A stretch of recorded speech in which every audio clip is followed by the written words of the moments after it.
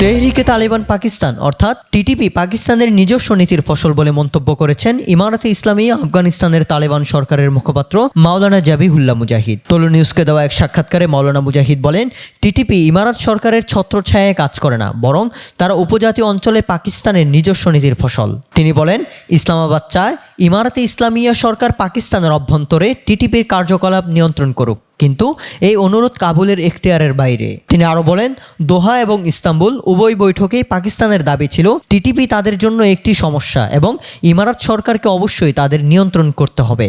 জবাবে আমরা স্পষ্ট করে দিয়েছি যে আমরা টিটিপিকে আফগান মাটি থেকে কোনো দেশের বিরুদ্ধে কাজ করার অনুমতি দিচ্ছি না। এখন বাকি থাকে পাকিস্তান, যেখানে টিটিপিকে নিয়ন্ত্রণ করা আমাদের এখতিয়ারের বাইরে।